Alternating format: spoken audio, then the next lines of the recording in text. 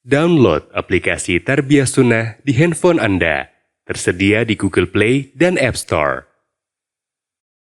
Bismillahirrahmanirrahim. Assalamualaikum warahmatullahi wabarakatuh. Alhamdulillah. Wassalatu wassalamu ala Rasulillah wa ala alihi wa ashabihi wa mawalah wa man tabi'ahum bi ihsanin ila yaumil qiyamah. Wa ba'd. Hadirin jamaah Masjid An-Nafi' Dago yang Allah muliakan, juga para pendengar radio Tarbiyah Sunnah Bandung dan radio-radio lain, serta beberapa pemirsa stasiun TV, juga para netizen di mana saja Anda berada. Alhamdulillah kita kembali berjumpa. Biasanya kita membahas kitab Fiqih Al-Asma'ul Husna. Sekarang seperti yang dijanjikan, kita belok dulu sebentar membahas hadis tentang doa meminta cahaya. Hadis ini lengkapnya diterima dari Ibnu Abbas radhiyallahu anhuma. Ada dalam kitab Sahih Bukhari dan Sahih Muslim, dalam dua kitab sahihnya. Kata Ibnu Abbas, "Bittu inda Maimunah. Faqama an-Nabiy alaihi salatu wassalam fa'ata hajatahu. Faghasala wajhahu wa yadayhi. Thumma nama, thumma qama. Fa'ata al-qirbah fa'atlaqa shinaqaha. Thumma tawaddu'a wudu'an baina wudu'ain. Lam yukthir. Wa qad ablab. Fasalla faqumtu tamattaitu karahatan ayyara anni kuntu attaqih. Fatawadda'tu faqama yusalli. Faqumtu an yasarihi. Fa'akhadha bi'udhuni. Fa'adarani an yaminihi. Fatatamat salatuhu 13 rak'atan. Thumma iltaja'a fanama hatta nafakha. Wa kana idha nama nafakha. Fa'adhanahu Bilal bis-salah. Fasalla wa lam yatawadda. Wa kana yaqulu fi du'aihi, Allahumma ij'al fi qalbi nuran, wa fi basari nuran, wa fi sam'i nuran, wa an yamini nuran, wa an yasari nuran, wa fawqi nuran, wa tahti nuran, wa amami nuran, wa khalfi nuran, waj'al li nuran. Kata Ibnu Abbas, aku bermalam menginap di rumah Maimunah. Maimunah salah satu istri Nabi sallallahu alaihi wa alihi wasallam, sekaligus beliau ini khalahnya Ibnu Abbas. Khalah itu artinya bisa bibi, bisa uwa, perempuan, dan itu mahram. Aku menginap di rumah Maimunah. Lalu Nabi SAW bangun. Lalu beliau menunaikan hajatnya. Ketika menjelaskan hadis ini, berkata Imam Ibnu Hajar Al-Asqalani rahimahullah, yang dimaksud menunaikan hajatnya adalah ma yahtaju ilaihi minal baul wal ghaid. Jadi yang memang menjadi kebutuhan pokok yang harus ditunaikan, mungkin kencing, mungkin BAB. Setelah itu faghasala wajhahu wa yadayhi wa thumma nama. Setelah itu beliau membasuh wajahnya dan kedua tangannya, kemudian tidur. Dan kata Imam Ibnu Hajar, anqadha hajatahu sallallahu alaihi wasallam wa sala wajhahu litansyit wa yadayhi litanzif. Beliau seusai BAB atau mungkin BAK mengusap wajahnya litansyit agar bahasa Sunda nama supaya cenghar. Cangehgar. Apa cenghar teh supaya segar. Segar. Ya pokoknya cenghar lah. Dan mencuci kedua tangannya supaya bersih. Thumma qoma. Kemudian setelah tidur beliau berdiri lagi, bangun lagi. Kemudian beliau mendatangi qirbah. Qirbah itu wadah air.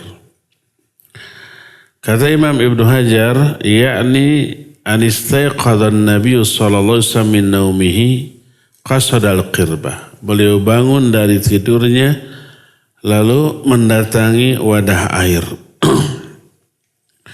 Fahalal khayt alladhi yushaddu bihi fuhat as-siqa lihifdhi ma bidakhilihi min ma'in wa nahwihi. Setelah Nabi SAW bangun dari tidurnya, beliau menghampiri wadah air, kemudian beliau memasukkan air itu ke dalam mulutnya dan ke dalam hidungnya untuk membersihkan bagian dalam. Kemudian beliau berwudu, wudu'ahu lis-shalah, seperti wudu mau sholat, wudu'an baina wudu'ain. Beliau berwudu di antara dua wudu. Maknanya wudunya itu simpel, sederhana. Tidak terlalu sempurna, tapi tidak juga mengabaikan. Apa maknanya? Maknanya adalah beliau mungkin tidak 3 kali, mungkin 1 kali atau 2 kali. Makanya Ibnu Abbas menyatakan lam yukthir. Beliau tidak memperbanyak basuhannya. Maknanya iktafa bi aqalli min thalathi marrat. Ini maknanya adalah beliau mencukupkan kurang dari 3 kali. Mungkin 1 kali, mungkin 2 kali di setiap membasuh anggota wudu. Wa hadza jaizun, dan ini dibolehkan. Was sunnah thalatha marrat, tapi sunnahnya 3 kali. Siapa yang sekali boleh. Kumur sekali, membasuh wajah sekali, tangan sekali, semua sekali boleh. Atau 2 kali boleh. Tapi yang paling sempurna sesuai dengan sunnah adalah 3 kali. Wa qad ablagha, sekalipun hanya sekali atau 2 kali, beliau menyempurnakan wudunya. Maknanya seluruh anggota wudunya tercuci secara merata. Dan ini wahadal qadrul wajib, dan ini adalah kadar yang diwajibkan di dalam berwudu. Walaupun 1 kali, wajib merata ke seluruh anggota wudunya. Fasalla sholatal lail, lalu beliau sholat malam, tahajud. Seperti yang kita tahu, tahajud bagi Nabi SAW hukumnya wajib. Oleh karena itu beliau tidak pernah meninggalkannya. Adapun bagi umatnya itu sunnah. Faqumtu, aku pun kemudian berdiri, fatamattaitu, lalu aku berpura-pura. Maknanya Ibnu Abbas radhiyallahu anhuma annahu kana yarqubun nabiyya sallallahu alaihi wasallam fi af'alihi thumma innahu tamaddada wa adhara khilafa ma huwa alaihi. Beliau Ibnu Abbas mengawasi semua gerak-gerik Nabi sallallahu alaihi wasallam. Kemudian beliau berpura-pura tidak melihat, tidak memperhatikan. Karena apa? Hatta la yash'uran Nabi sallallahu alaihi wasallam bi annahu kana yarqubuhu. Supaya Nabi sallallahu alaihi wasallam tidak sadar, tidak mengetahui bahwa Ibnu Abbas itu sedang mengawasinya. Kenapa? Kata Ibnu Abbas, karohatan ayyaro anni kuntu attaqi. Aku khawatir Nabi SAW melihat bahwa aku memperhatikannya. Dan inilah yang menjadi penyebab bahwa Ibnu Abbas radhiyallahu anhuma pura-pura tidak melihat padahal memperhatikan. Kenapa? Kata Imam Ibnu Hajar, wa innama fa'ala dhalik li'anna al-ghaliba anna al-insan idha khala fi baytihi qad ya'ti bi af'alin la yuhibbu an yattali'a 'alaiha ahad. Pertama, kenapa? Karena umumnya orang apabila dia sendiri di rumahnya, dia kadang-kadang melakukan hal-hal yang mubah, wajar, tapi dia tidak suka kalau orang lain memperhatikannya atau mengetahuinya. Itu yang pertama. Kedua, auli annahu khasya ayat suruka ba'dhu amalihi sallallahu alaihi wasallam bisababi muraqabatihi. Kenapa Ibnu Abbas pura-pura tidak melihat? Karena dia khawatir Nabi SAW kalau diawasi, dilihat, itu meninggalkan kebiasaan yang biasa dilakukan sehari-hari. Karena ada yang melihat, tidak dilakukan. Mungkin saja demikian. Oleh karena itulah maka Ibnu Abbas berpura-pura tidak melihat padahal memperhatikan. Nah kemudian Nabi sallallahu alaihi wasallam kemudian sholat. Aku kemudian berdiri di sampingnya tapi di sebelah kirinya. Sampai dikatakan, kata Ibnu Abbas, fatawaddu'tu nahwa mimma yatawaddu'a. Aku berwudu seperti juga beliau berwudu. Faqumtu fasona'tu mithla ma sona. Aku pun bangun dan melakukan seperti yang dilakukan oleh Nabi SAW. Faqama yusalli. Beliau berdiri sholat. Faqumtu an yasarihi. Aku kemudian berdiri di sebelah kirinya, di sebelah kiri Nabi SAW. Apa yang terjadi? Yang terjadi fa'akhadha bi'udhuni. Beliau memegang telingaku. Apakah maksudnya dijewer gitu? Dijelaskan oleh Imam Ibnu Hajar, maknanya yakni anna Nabiya alaihi salatu wassalam akhadha bi'udhunihi thumma adara min jihatil yasar ila jihatil yamin. Beliau mengambil telinga Ibnu Abbas kemudian digeserkan dari kiri ke sebelah kanannya. Kalau melihat hadis ini seolah-olah dijewer.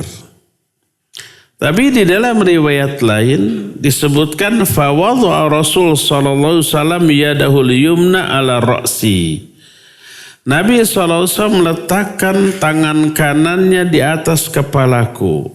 Wa akhadha bi'udhunil yumna yaftuluha biyadihi. Kemudian beliau itu mengambil telingaku yang sebelah kanan dengan tangan kanannya, kemudian menggeserkan aku ke sebelah kanannya.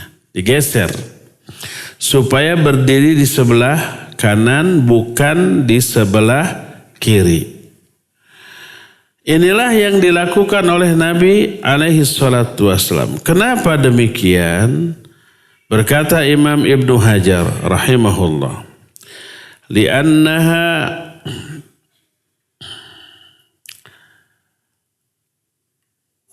liyunabbihahu ala mukhalafati sunnah. Pertama, untuk memberi peringatan kepada Ibnu Abbas tentang penyimpangan dari sunnah yang dilakukan oleh Ibnu Abbas, yaitu berdiri sebelah kiri imam.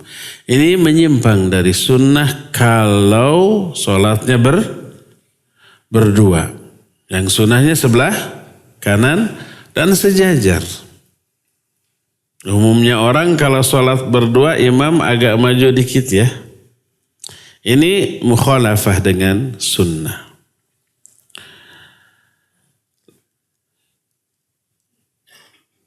Lalu apa yang terjadi setelah itu?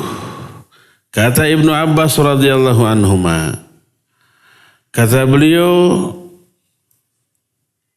fatatamatis sholatuhu 13 rakaat. Maka beliau menyempurnakan sholatnya 13 rakaat. Ini hadisnya sahih riwayat Imam Bukhari dan Muslim. Ini yang dijadikan pegangan oleh para imam di Masjidil Haram dan Masjid Nabawi tentang sholat tarawih 13 rakaat. Dan ini tidak bertolak belakang dengan hadis dari Aisyah radhiyallahu anha. Aisyah menyatakan Nabi SAW kalau sholat malam tidak pernah lebih dari 11 rakaat baik di bulan Ramadan ataupun di luar Ramadan. Tapi kok ini Nabi 13 rakaat menurut penuturan Ibnu Abbas radhiyallahu anhu. Nanti di dalam riwayat Ummu Salamah, riwayat Bukhari juga ada yang 17 rakaat. Tapi tiga keterangan yang berbeda ini menunjukkan tiga-tiganya dilakukan oleh Nabi SAW. Aisyah tidak salah, Ibnu Abbas tidak salah, Ummu Salamah tidak salah. Sebab mereka masing-masing meriwayatkan apa yang mereka lihat. Ketika Aisyah melihat Nabi SAW sholat, 11 rakaat disampaikan. Ketika Ibnu Abbas langsung ikut sholat, 13 rakaat. Ketika Ummu Salamah, 17 rakaat. Ini menunjukkan tiga-tiganya dilakukan oleh Nabi SAW. Lalu makna dari hadis ini, kata Imam Ibnu Hajar, anna Nabiya sallallahu alaihi wasallam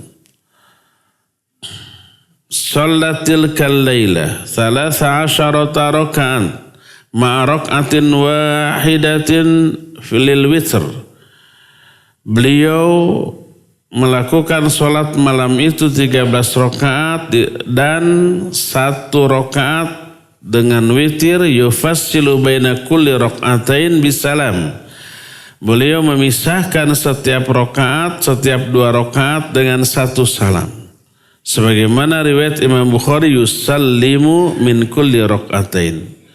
Beliau bersalam setiap 2 rakaat. Dalam hadis lain, riwayat Imam Bukhari dan Imam Muslim, thumma shalla rak'atain, thumma rak'atain, thumma rak'atain, thumma rak'atain, thumma rak'atain, thumma rak'atain, thumma autara. Ay bi rak'atin wahidatin mafsulatin ani rak'atain. Dalam riwayat Bukhari dan Muslim, beliau sholat 2 rakaat, kemudian sholat 2 rakaat, sholat 2 rakaat sampai 6 kali, kemudian beliau witir dengan 1 rakaat yang terpisah dari 2 rakaat terakhir. Jadi 5 kali 2 itu tahajudnya, 2 plus 1 itu adalah witirnya. Ya. Berkata Imam Ibnu Hajar, li'annahu idza shalla rak'atain 6 marrat ma'al fasli baina kulli rak'atain sarat dil jumlah 12 rak'atan ghair rak'atil witir. Apabila Nabi SAW sholat 2 rakaat 6 kali, Dan di setiap 2 rakaat itu salam jumlahnya 12 kali ditambah 1 rakaat sholat witir. Sehingga totalnya menjadi 13 rakaat. Tsumma taja'a. Lalu setelah beres sholat beliau berbaring. Fanama hatta nafakha. Beliau lalu tidur sampai nafakha. Makna nafakha adalah bernafas yang kedengaran suara nafasnya. Dan disebutkan kana yatanaffasu bisautin hatta yusma'a minhu sautun nafakh. Beliau ketika tidur bernafas dengan suara nafas yang terdengar suara hembusannya. Lalu kata Ibnu Abbas, wa kana idza nama nafakha. Beliau kalau tertidur terdengar suara nafasnya. Bukan kerek, tapi terdengar suara nafasnya. Suka kedengaran? Kalau orang tidur tidak kerek, tidak ngorok, tapi kedengaran? Iya. Nah, fa'adzanahu Bilal bis shalah. Lalu Bilal pun berazan untuk sholat subuh. A'lamahu bisolatil subh fasola sunnatul fajr awalan thumma kharaja ilal masjid. Bilal memberitahukan tentang waktu sholat subuh. Lalu Nabi sholat sunnah fajar dulu di rumahnya. Sholat qabla subuh 2 rakaat. Kemudian beliau keluar ke masjid. Jadi sholat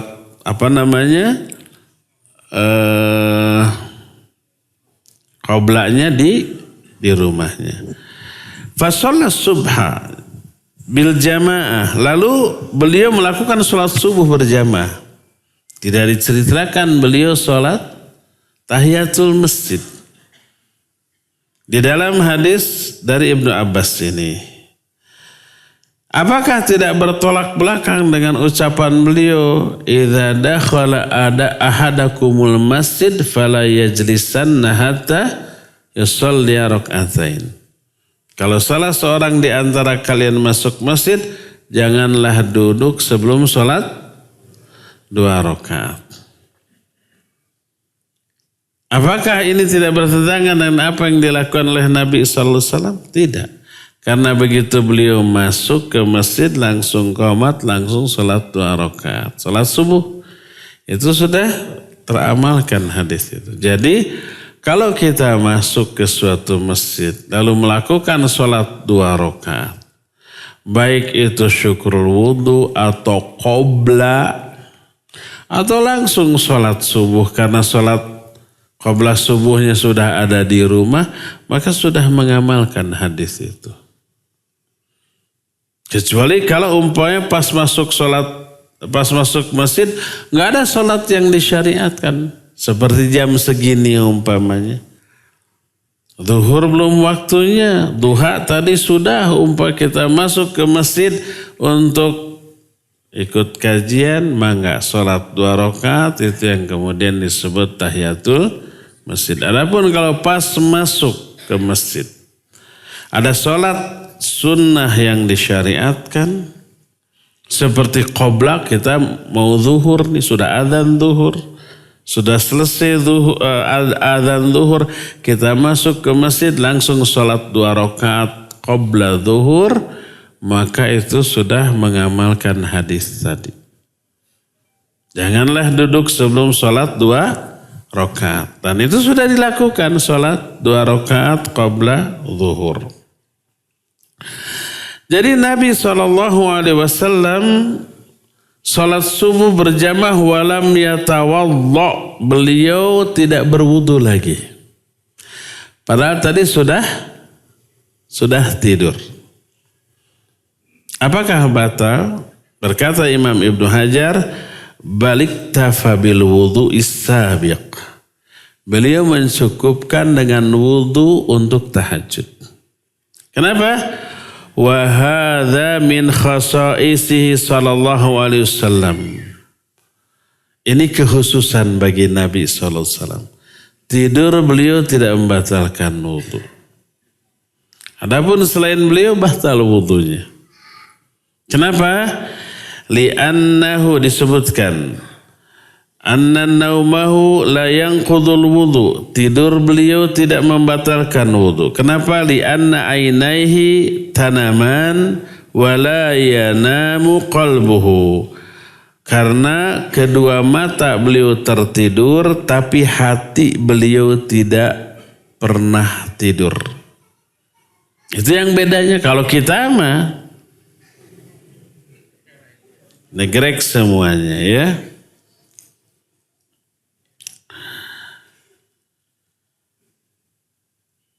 Inilah yang dilakukan oleh Nabi SAW. Ya. Fado kharaja hadathun la hassa bihi. Kalau umpamanya selama tidur beliau keluar angin, pasti itu akan disadari berbeda dengan orang lain. Oleh karena itu ketika Aisyah radhiyallahu anha berkata, "Atanama qabla an tutir?" Nabi SAW ditanya, "Apakah engkau tidur enggak sebelum witir?" "Atanamu qabla an tutir?" Maka dijawab oleh Nabi SAW, "Ya Aisyah, inna aini tanaman wa la yanamu qalbi." Wahai Aisyah, kedua mata ini boleh tertidur, tapi hatiku tidak pernah tidur. Oleh karena itulah ini kekhususan bagi Nabi SAW. Apabila orang lain seperti kita tidur, batal wudunya. Karena sangat mungkin ketika tidur batal keluar angin tanpa kita sadari ya. Setelah itu berkata Ibnu Abbas, wa kana yaqulu fi du'aihi. Ketika sholat tahajud tadi beliau berdoa. Salah satu doa yang beliau baca adalah, maknanya kata Imam Ibnu Hajar, ay min jumlati du'aihi tilkal lailah. Di antara doa yang beliau baca di dalam sholat tahajud tadi adalah, Allahumma ij'al fi qalbi nuran wa fi basari nuran wa fi sam'i nuran wa an yamini nuran wa an yasari nuran wa fawqi nuran wa tahti nuran wa amami nuran wa khalfi nuran waj'al li nuran. Ya Allah, jadikan cahaya di dalam hatiku, cahaya di dalam penglihatanku, cahaya di dalam pendengaranku, cahaya di sebelah kananku, cahaya di sebelah kiriku, cahaya di sebelah atasku, cahaya di sebelah bawahku, cahaya di depanku, cahaya di belakangku. Lalu waj'al li nuran, dan jadikanlah aku cahaya. Jadi meminta cahaya pertama di dalam hati, dan yang kedua di 6 arah. Di 6 arah teh, di kanan dan di kiri, di depan dan di belakang, di atas dan di bawah. Dengan di hati berapa? 7. Terus waj'al li nuran, jadikan aku sebagai cahaya. Apa maknanya? Wasa'alan nura fi a'dha'ihi wa jihatihi. Beliau meminta cahaya dalam seluruh anggota badannya dan semua arahnya, dari ke-6 arah. Wal muradu bihi, yang dimaksud meminta cahaya tersebut adalah bayanul haqq wa dhiya'uhu wal hidayatu ilaih. Meminta penjelasan yang gamblang, yang menerangi hati dan pikirannya, serta meminta hidayah untuk mengamalkan cahaya tersebut. Cahaya yang dimaksud adalah ilmu, pengetahuan, ma'rifat, pemahaman dan meminta hidayah taufik untuk bisa mengamalkan ilmu-ilmu tersebut. Fasa'ala nura fi jami' a'dha'ihi wa jismihi wa tasarrufatihi wa taqallubatihi wa halatihi wa ja'alathu fi jihatihi sittah hatta la yazigu syai'un minha anhu. Dan beliau meminta cahaya untuk seluruh anggota badannya, juga untuk badannya, untuk semua aktivitasnya, untuk semua isi hatinya dan keadaannya. Beliau memintanya dari keenam arah sehingga tak ada satupun anggota badannya yang menyimpang dari kebenaran. Maknanya minta ilmu dan minta hidayah dari Allah Azza wa Jalla. Itu perkataan Imam Ibnu Hajar Al-Asqalani rahimahullahu ta'ala. Lain lagi dengan apa yang diterangkan oleh Imam Al-Qurtubi rahimahullah ketika menerangkan hadis ini.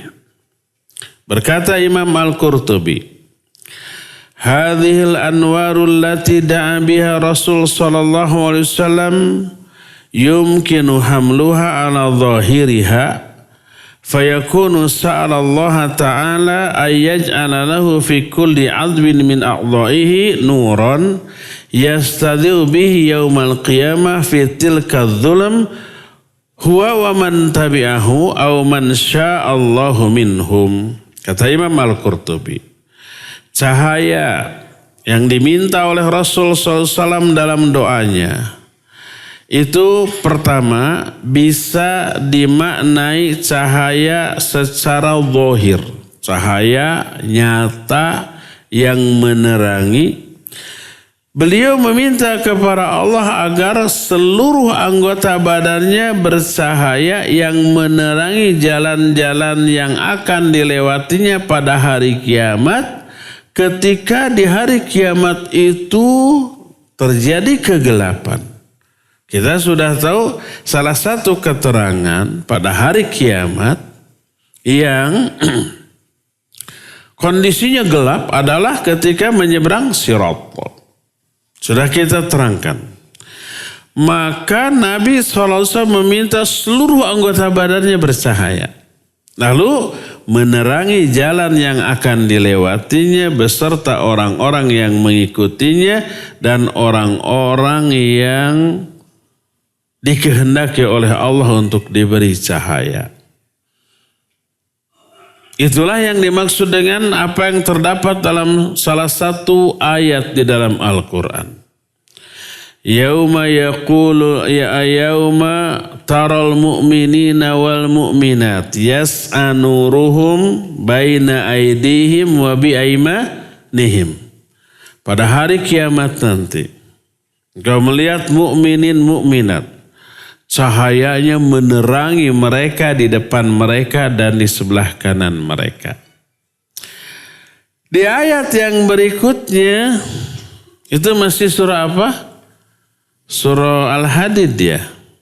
Allah menyatakan yauma yaqulul munafiquna wal munafiqat lilladzina amanu nzuruna naqtabis min nurikum. Pada hari itu berkata orang munafik laki dan perempuan kepada orang-orang yang beriman, tunggu kami nebeng kepada cahayamu. Inilah cahaya yang diminta oleh Nabi SAW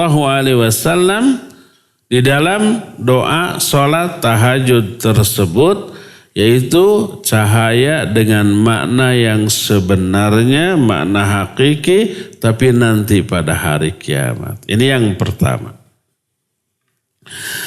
Makna yang kedua adalah hiya musta'aratun lil ilmi wal hidayah.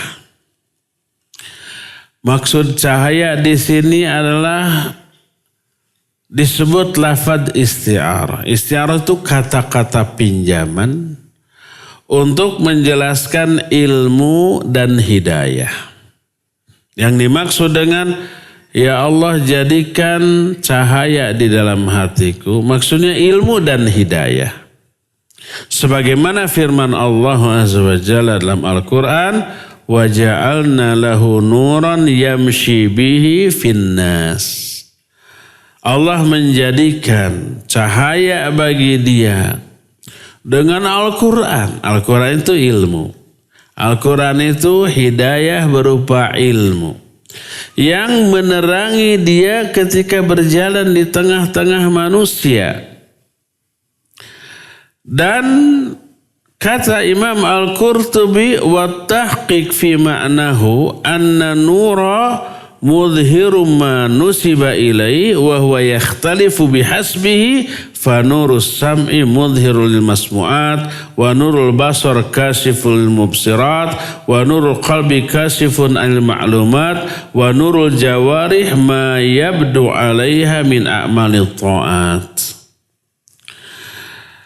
Adapun manifestasi atau perwujudan dari makna cahaya itu tergantung kepada cahaya itu diberikannya kepada apa. Kalau umpamanya cahaya kepada pendengaran, maknanya cahaya tersebut berupa hanya mendengarkan apa-apa yang baik untuk didengarkan oleh telinga. Kalau umpamanya cahaya dalam pandangan hanya apa-apa yang baik dilihat oleh penglihatan. Cahaya dalam hati berupa ilmu. Cahaya dalam anggota badan berupa hidayah untuk mengamalkan ketaatan. Itulah makna isti'arah. Isti'arah itu kata-kata pinjaman, cahaya dipinjam untuk memberi makna ilmu dan hidayah. Berkata Imam At-Tibi rahimahullah, kata beliau, makna talabin nur lil a'dha adwan ayatahalla bi anwaril ma'rifah wa ta'ah wa ya'tara amma adahuma fa inna syayatina tuhitu bil jihati sitta bil wasawis fa kanat takhallus minha bil anwari sada litilkal jihad. Kata Imam At-Tibi, makna meminta cahaya untuk masing-masing anggota badan, pendengaran, penglihatan dan seterusnya, itu maknanya adalah menghiasi seluruh anggota badan dengan cahaya ma'rifat. Maksud ma'rifat di sini ilmu sehingga melahirkan ketaatan oleh seluruh anggota badan, karena setan itu menggoda manusia dari semua arah.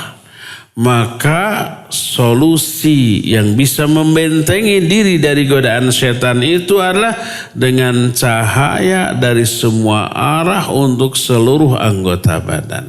Maknanya ma'rifat atau ilmu yang menjadi cahaya itu ketika berbicara tentang mata. Apa yang dituturkan oleh Al-Quran dan As-Sunnah tentang mata, jaga pandangan. Qul lil mu'minin yaghuddu min absarihim. Qul lil mu'minati yaghuddna min absarihinna. Allah itu ya'lamu kha'inatal a'yun. Allah mengetahui pengkhianatan mata. Walaupun umpamanya ngelirik sekejap, Allah tahu. Itu ilmu yang bersumber dari Quran Sunnah tentang bagaimana cara menggunakan mata. Maka cahaya untuk mata adalah menyebabkan mata ini terjaga dari semua yang Allah haramkan untuk dilihat. Begitu juga telinga, begitu juga tangan, begitu juga kaki. Karena apa? Karena setan menggoda manusia dari segala arah untuk mendorong manusia itu menggunakan seluruh anggota badannya untuk berbuat dosa dan maksiat. Maksiat dengan matanya, maksiat dengan telinganya, maksiat dengan tangannya, maksiat dengan kakinya. maksiat dengan hatinya. Maka benteng dari godaan setan tersebut dengan cara meminta cahaya berupa hidayah. Baik berupa hidayah ilmu, pengetahuan tentang semua itu, ataupun hidayah taufik agar seluruh indera kita itu terjaga. Lalu kata Imam At-Tibi, wa kullu hadhil umur raji'atun ilal hidayah wal bayan wa diya'il haqq. Wa ila dhalik yurshidu qawluhu ta'ala Allahu nurus samawati wal ard ila qawlihi ta'ala nurun ala nur yahdillahu li nurihi man yasha. Semua cahaya, semua urusan kembali kepada hidayah, penjelasan dan terang benderangnya kebenaran. Karena itulah maka Allah mengatakan Allah lah cahaya bagi langit dan bumi, sampai kepada kalimat nurun ala nur, cahaya di atas cahaya. Allah memberikan hidayah kepada orang yang dikehendakinya kepada cahayanya. Jadi cahaya yang kedua maknanya adalah ilmu dan hidayah. Mana yang pertama cahaya dalam arti yang sebenarnya tapi nanti pada hari kiamat. Mana yang kedua cahaya sebagai kata-kata pinjaman, maksudnya ilmu dan hidayah, dan itu untuk di dunia. Oleh karena itu maka tak heran apabila dulu Imam Waqi, salah seorang guru Imam Syafi'i, menyatakan ilmu itu cahaya. Imam Syafi'i kan pernah lupa kepada ilmu. Lalu curhat kepada gurunya namanya Imam Waqi. Apa kata Imam Waqi? Beliau menyatakan bahwa al-ilmu nurun wa nurullah la yuhdalil asi. Ilmu itu cahaya. Dan cahaya Allah tidak akan diberikan kepada ahli maksiat. Pernah Imam Malik mengomentari kecerdasan dan kekuatan daya hafal Imam Syafi'i rahimahullahu ta'ala, yang hanya sekali baca, hanya sekali mendengar sudah langsung hafal tanpa yang ada yang kelewat.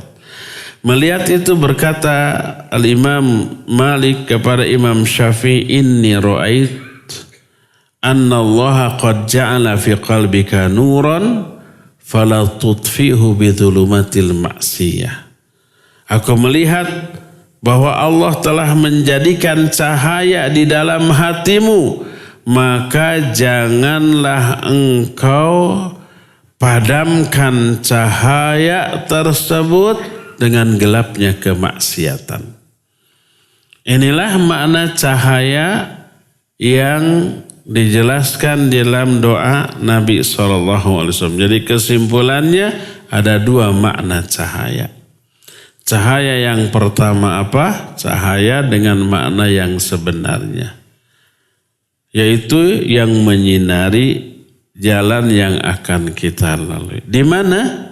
Di akhirat. Lebih spesifiknya di mana?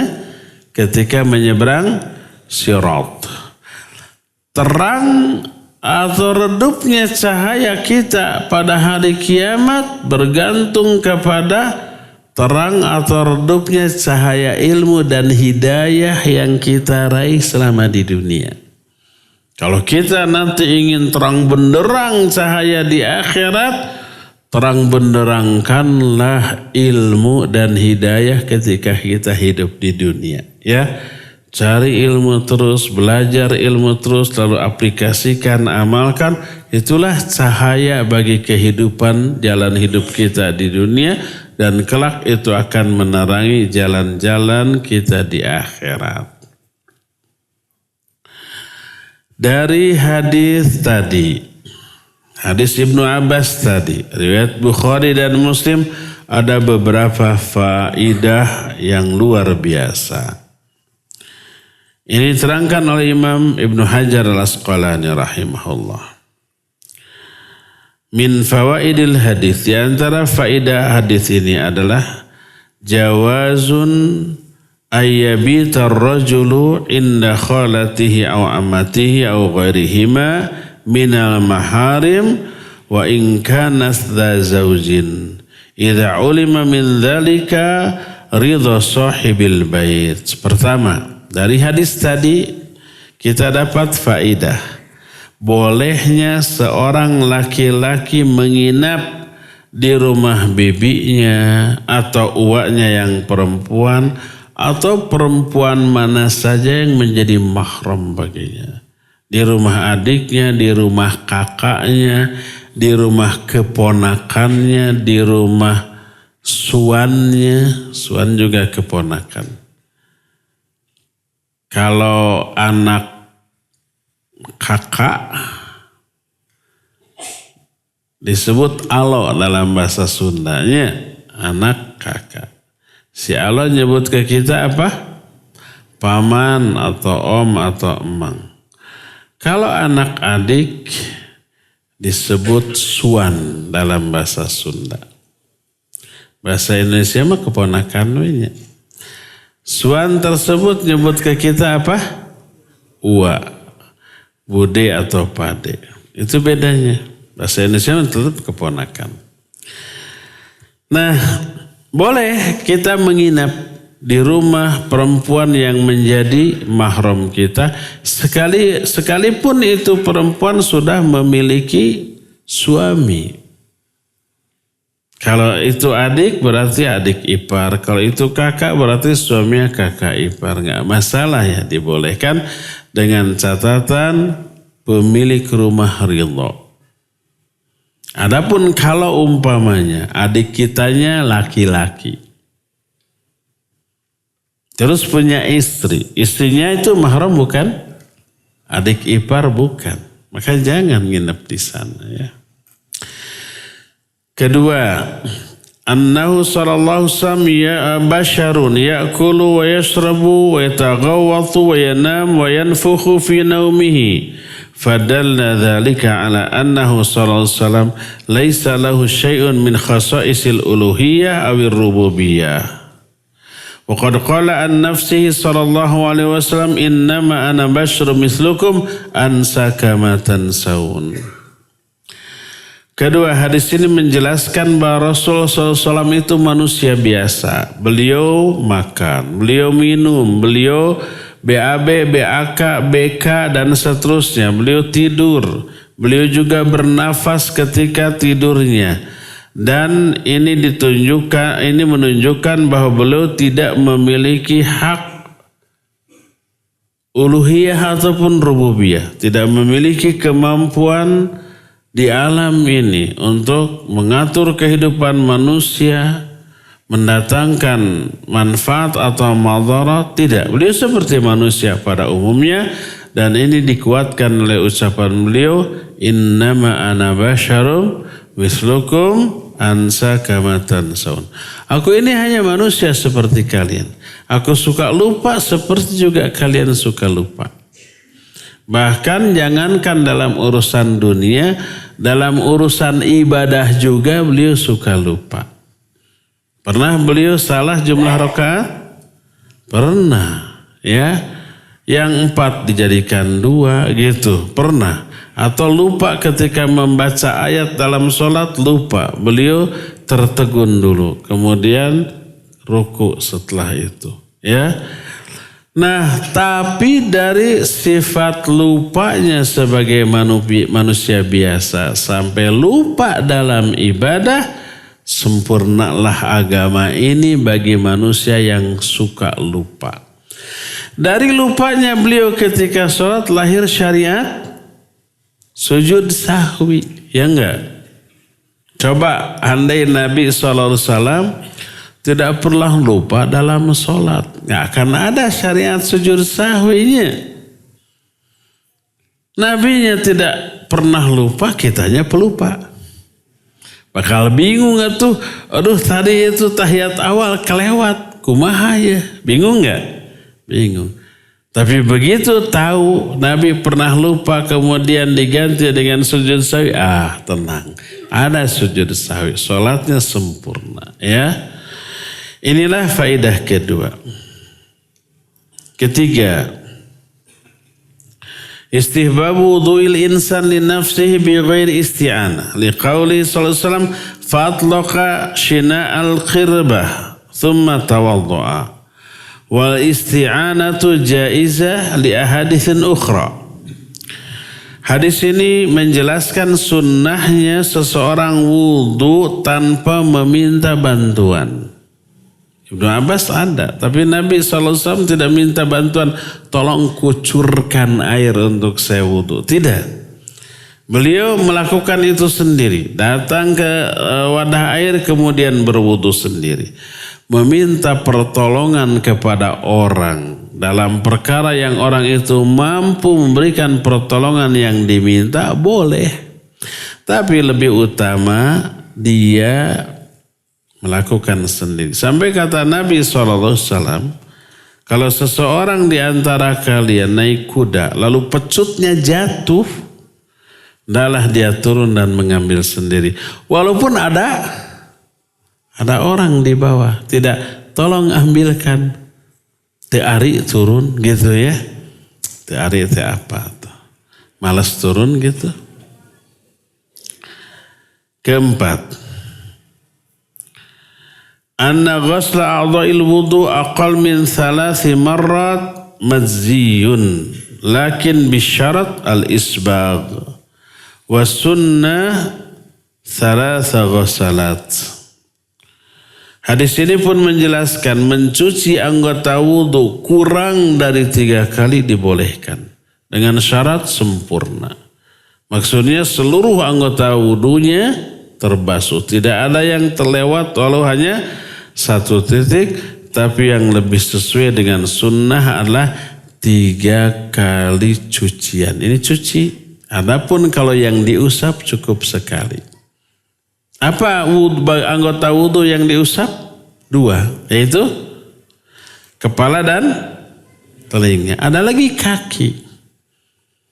Kalau kaki diusap karena dia memakai kaos kaki, sendal atau sepatu atau khuf, lalu tidak dibuka ketika wudu, maka usap dan bukan dicuci dengan syarat. Pertama, kaos kaki atau sepatunya itu dipakai ketika suci. Jadi wudu dulu terus pakai kaos kaki. Jadi memakai kaos kakinya dalam keadaan suci. Nanti batal. Pas batal mau sholat, mau wudu, itu kaos kaki nggak perlu dibuka. Wudulah seperti biasa sampai mengusap kepala dan telinga. Pas giliran mencuci kaki nggak perlu dicuci, tapi cukup usap bagian atas dari kaos kakinya. Kalau diusap cukup sekali, mashatan wahidah. Cukup bagian atas, bagian bawahnya nggak perlu, bagian belakangnya nggak perlu, kiri kanan nggak perlu. Jadi basahi ramo-ramo, kayak apa ramo teh? Jari-jari kita.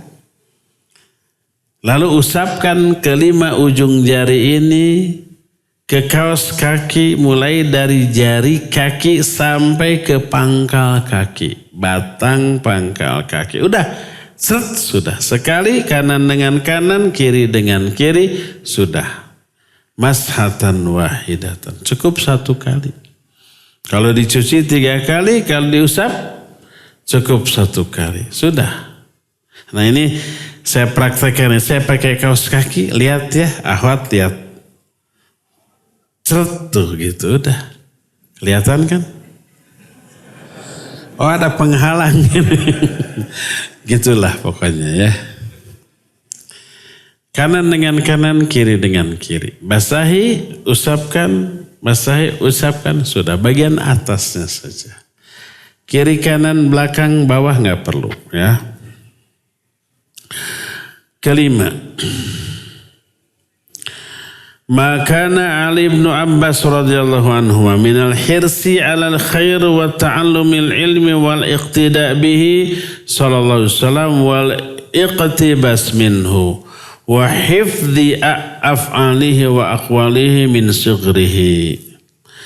Hadis ini menjelaskan kesungguh-sungguhan atau tingginya semangat Ibnu Abbas radhiyallahu anhuma untuk meraih kebaikan, belajar ilmu, mencontoh sunnah Nabi SAW dan menghafalkan semua perbuatan dan ucapan Nabi SAW sejak Ibnu Abbas kecil. Ini Ibnu Abbas nginepnya itu ketika masih remaja. Untuk apa nginep? Untuk melihat apa yang dilakukan oleh Nabi SAW di malam hari. Untuk dipelajari, diamalkan, disebarkan. Kesungguh-sungguhan Ibnu Abbas untuk ilmu dan ibadah luar biasa. Keenam, anna niyatal imamah laysat syaratan min awwalis shalah. Li'anna Ibnu Abbas radhiyallahu anhuma dakhala ma'an Nabi sallallahu alaihi wasallam ba'da an syara'a alaihi salatu wassalam fi salatihi. Hadis ini menerangkan bahwa niat untuk menjadi imam tidak disyaratkan di awal sholat. Karena Ibnu Abbas radhiyallahu anhuma masuk mengikuti sholat Nabi setelah Nabi takbir. Jadi Nabi SAW tidak tahu bahwa Ibnu Abbas akan bermakmum. Setelah takbir mungkin sudah mulai bacaan baru Ibnu Abbas ikut takbiratul ihram. Jadi syarat jadi imam tidak harus dari awal meniatkannya. Boleh ya. Makanya umpamanya ketika kita sedang sholat sendirian sudah rakaat kedua ada orang yang ikut bermakmum lalu merubah niat tadinya jadi sholat munfarid menjadi imam maka dibolehkan. Ketujuh, mauqiful wahid minal imam yakunu an yaminil imam la an yasarihi wala min khalfihi. Hadis ini menerangkan tempat berdiri makmum. Ketika makmum sendirian berdiri di sebelah kanan imam, bukan di kiri, bukan di belakang. Dan wa anna mauqifal ma'mumil wahid minal imam yakun musawiyan lil imam. Tempat berdiri makmum sendirian dari imam sejajar dengan imam. Kenapa? Li'annahu lam yadhkur taqaddama Ibnu Abbas anin Nabi sallallahu alaihi wasallam wa la ta'akhkharahu anhu. Karena tidak dijelaskan oleh Ibnu Abbas apakah dia maju sedikit atau mundur sedikit, tidak, tapi sejajar. Kesembilan, tahwirul imam lil ma'mum idza waqafa an yasari. Bolehnya si imam menggeserkan makmum dari kiri ke kanan bila dia berdiri di sebelah kirinya. Ke-10, annal harakatal yasirah fi shalah la yutubtiluha. Bahwa bergerak sedikit ketika sholat tidak membatalkan sholat. Diambil dari Nabi SAW bergerak dengan cara memegang kepala Ibnu Abbas lalu menggeserkan Ibnu Abbas dari kiri ke kanan. Nabi bergerak, Ibnu Abbas otomatis bergeraknya lebih banyak. Tapi itu tidak membatalkan sholat bila itu diperlukan. Sama ketika kita di dalam sholat kita melangkah karena ada keperluan, boleh. Umpama lagi sholat nih, pakai sajadah umpamanya. Di rumah sendirian, mungkin tahajud, mungkin sholat sunat kalau laki-laki. Atau wanita sholat fardu. Tiba-tiba anak kita yang masih ngorondang, umpamanya duduk di sajadah certe ngompol. Apa yang harus kita lakukan? Tidak perlu untuk membatalkan, cukup bergeser. ke kanan atau ke kiri, ke tempat yang tidak ada ompol budak, ya. Dan bergerak begitu karena hajah, karena ada keperluan. Termasuk ketika kita sholat ada ular, bunuh dulu ular itu tanpa membatalkan sholatnya. Gimana caranya? Bisa ambil batu, lempar, bisa ambil tongkat, pukul gitunya. Asal jangan ngomong paes ya. Ya batal tuh ya.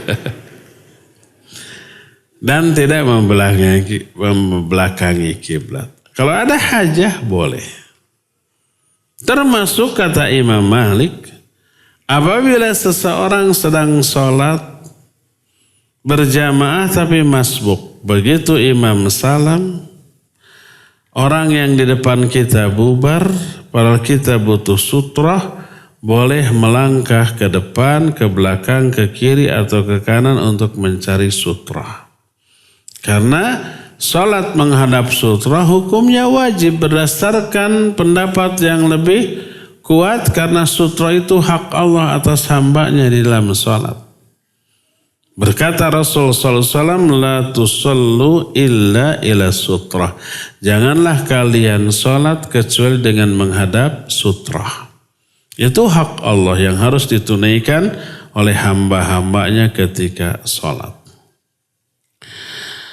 Ke-11, anna sholata sobi sahihatun wa anna mauqifahu minal imam kal baligh. Hadis ini menjelaskan bahwa sholat anak kecil sah. Tempat sholat anak kecil sama dengan orang yang sudah balik.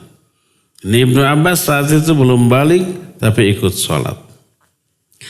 Ke-12, anna sholat al-jamaah fin nawafil jaizah lakin la ala sabilid dawam. Hadis ini pun menerangkan sholat berjamaah untuk sholat sunat boleh. Tapi tidak boleh didawamkan. Dikontinyukan terus setiap sholat sunat berjamaah.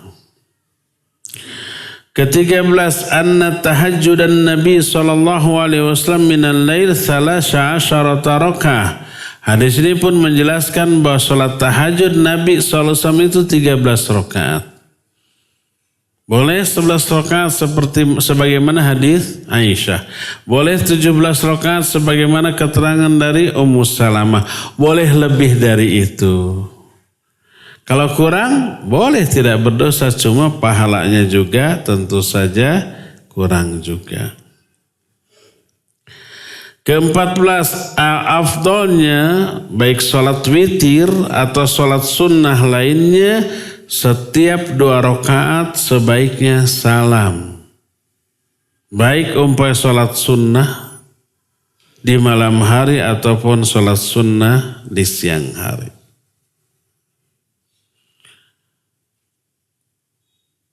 Dan banyak lagi faidah-faidah lain dari hadis ini, tapi cukup sampai di sini saja karena stressing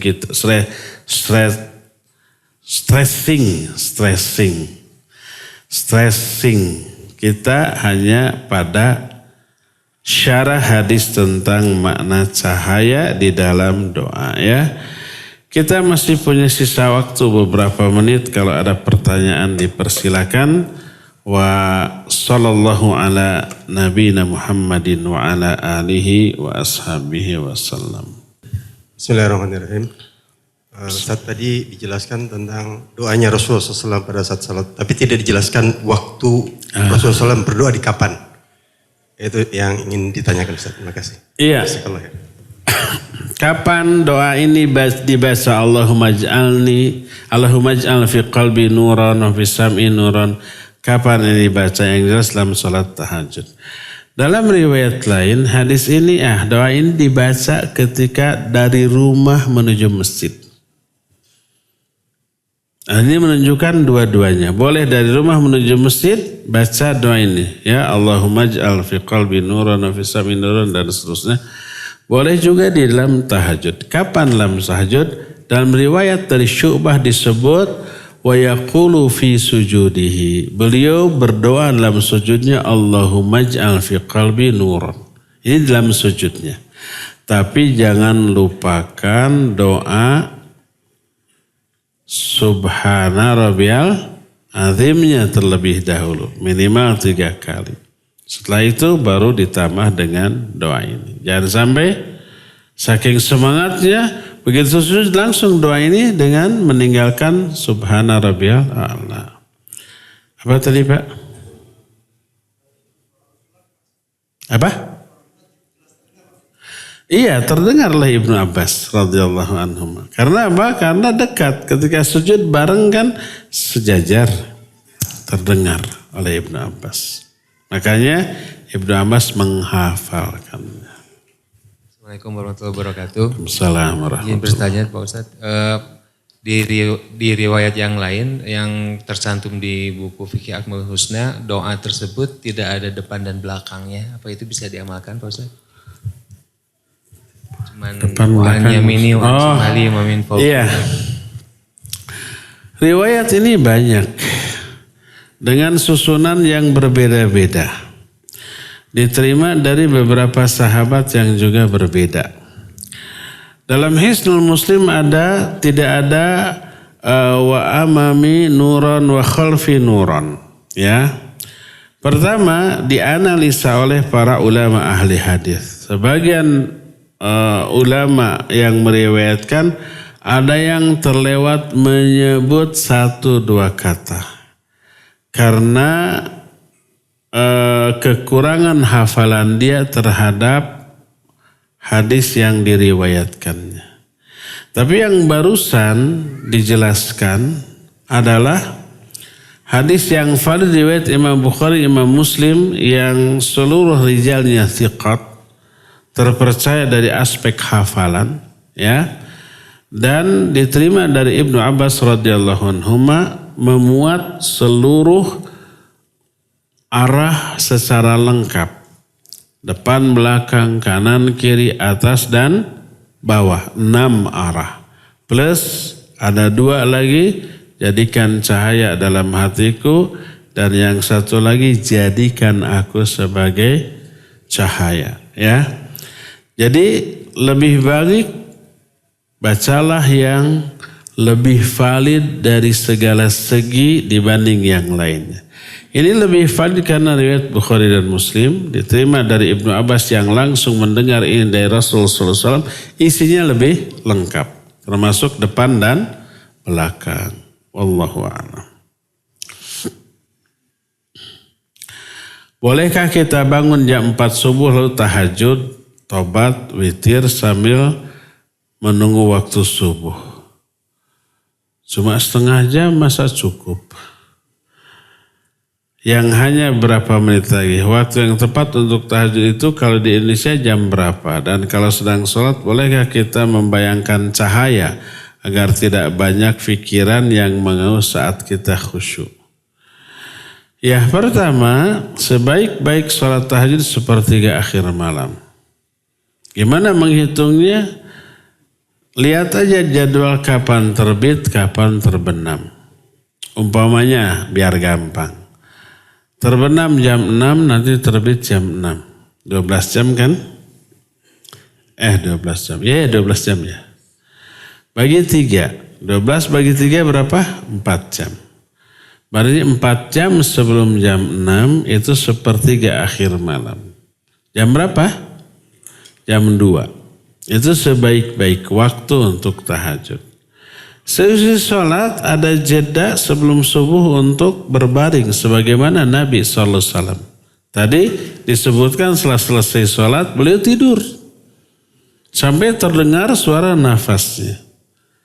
Sampai azan subuh baru beliau sholat tanpa wudhu lagi. Kalau kita ketiduran setelah sholat tahajud bangun-bangun azan wudhu lagi. Karena perbedaan antara hati kita dengan hati Nabi SAW ketika tidur, ya.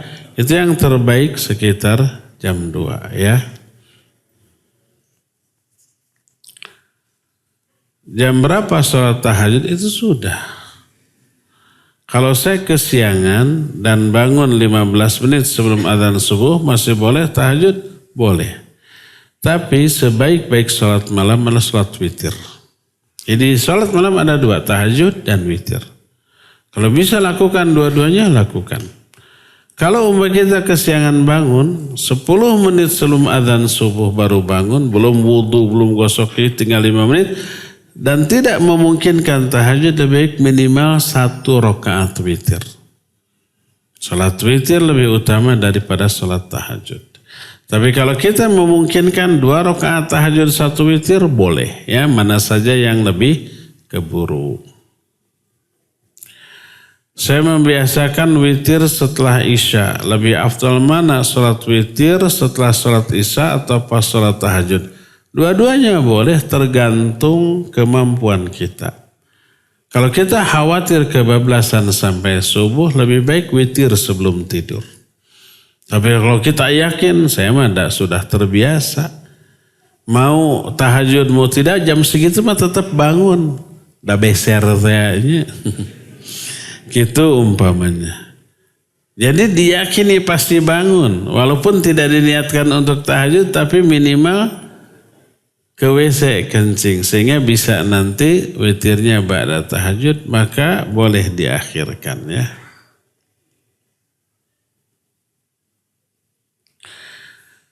Bagaimana penanganan komprehensif apabila terjadi perbuatan penyimpangan seksual di pondok?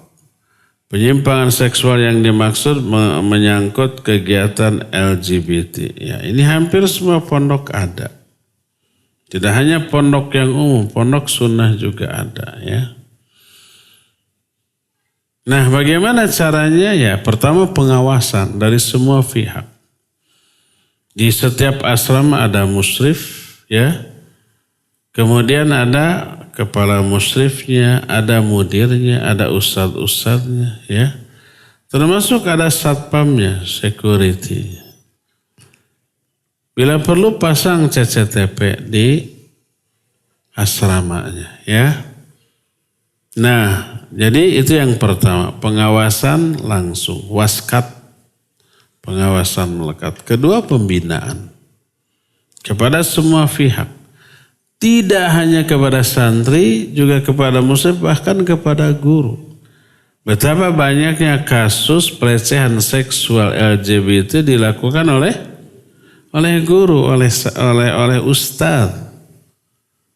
Baru-baru ini kan kemarin adanya beritanya, sampai ditangkap polisi gitu. Dan itu lebih memungkinkan dibanding sesama santri. Karena bisa dijadikan modus sebagai guru, sebagai muslim, panggil. Dilihat anak yang lucu gitu ya, panggil. Awalnya begitu modusnya. Ya. Jadi tetap ada pembinaan secara keilmuan, ada pengawasan yang melekat. Yang dilakukan oleh semua pihak. Ketiga, ada tindakan tegas kepada pelaku. Tidak boleh ditolak. Karena apa? Karena ini menular loh. Pertama awalnya korban, yang keduanya menjadi pelaku dia. Awalnya mangsa, nanti jadi predator dia ya.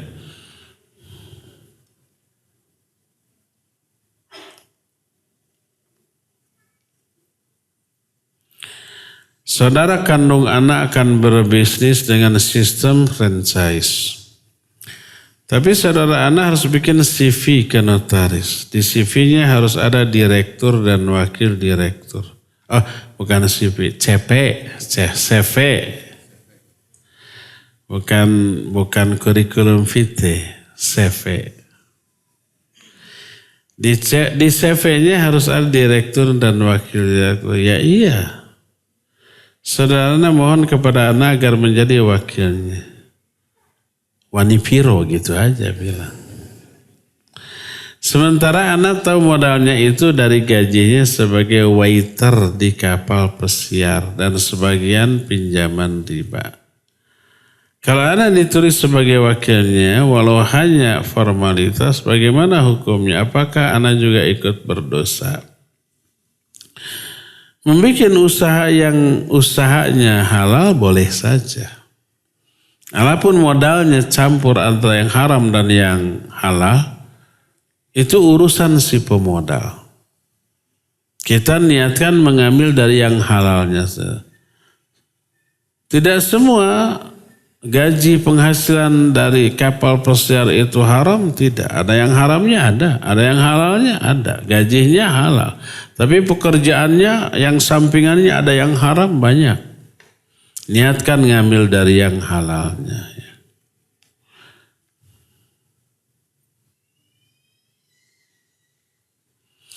Bagaimana mengamalkan doa minta cahaya pada tahajud, di posisi manakah? Pada waktu apa tadi? Sujud.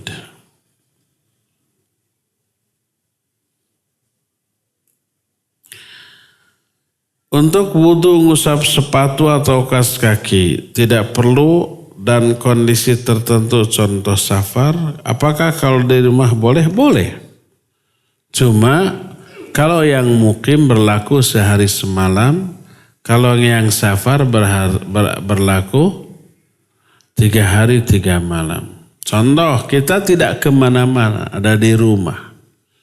Yang cuaca dingin seperti sekarang kan, musim kemarau, suhu dingin, tiris, makanya di sepatu wae. Nah umpamanya kita ba'da subuh nih ya. Ba'da subuh berwudu lalu pakai kaos kaki. Terus sampai zuhur itu kaos kaki tidak dibuka. Batal wudu lagi ya. Sholat zuhur. Batal. Nanti asar wudu lagi dengan memakai kaos kaki. Maghrib begitu. Isya begitu. Nah sampai subuh besoknya sudah tidak boleh lagi dipakai. Karena berlaku 1 hari 1 malam. Wajib dibuka dan dicuci. Berarti eta jelema sehari semalam tidak mandi. Ya mungkin yang kedul mandi seperti itu. Biasanya bau badannya tuh. Adapun kalau musafir berlaku 3 hari 3 malam. Umpamanya mulai hari Senin ba'da subuh dia berwudu lalu pakai kaos kaki. Nah kalau hari Senin, Selasa, Rabu, hari Senin, Selasa, Rabu. Nah sampai hari Rabu subuh itu boleh diusap terus. Berarti 3 hari 3 malam tidak mandi dia. Karena musafir setelah hari Rabu hari ketiga tidak boleh lagi diusap, harus dibuka lagi kaos kaki dan dibasuh lagi. Walaupun tidak mandi nggak apa-apa, paling bau. Nah wudu lagi, setelah wudu pakai kaos kaki lagi. Berlaku lagi 3 hari 3 malam ya. Jadi berlaku baik yang safar ataupun yang mukim. Terakhir, bolehkah kita bergerak ketika sholat karena samping saya anak saudaranya tidak bisa diam. Seperti contohnya melihat ke belakang atau gerak-gerak. Mohon jawaban.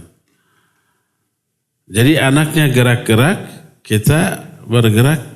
Kenapa kita harus ikut bergerak? Ketularan atau apa? Bolehkah kita bergerak ketika sholat? Karena samping saya anak sholatnya tidak bisa diam. Contohnya melihat ke belakang atau gerak-gerak. Itu kan anak. Wajar. Terus kita ikutan gitu. Kita emang terus saja diam. Kecuali kalau kita berjamaah nih. Di samping kanan kita ada 2 anak. Selama sholat heureuy ya. Haharewosan atau silih ciwit, silih jejak kan ada. Kita melihatnya kaluman tidak? Kaluman gak ada terjemahannya apanya. Tidak nyaman lah, gemes gitu. Akhirnya kita bergerak. Kita gusur yang satu, kita pindah ke sebelah kiri, kita jadi di tengah-tengah agar 2 anak ini terpisah dan tidak heureuy. Boleh? Boleh. Jadi itu bergerak untuk sesuatu yang memang perlu demi kualitas dari sholat kita ya. Cukup ya sampai di sini. Insyaallah kita jumpa kembali di Selasa yang akan datang. Subhanakallahum bihamdik asyhadu an la ilaha illa anta astaghfiruka wa atubu ilaik walhamdulillahi rabbil alamin. Wassalamualaikum warahmatullahi wabarakatuh.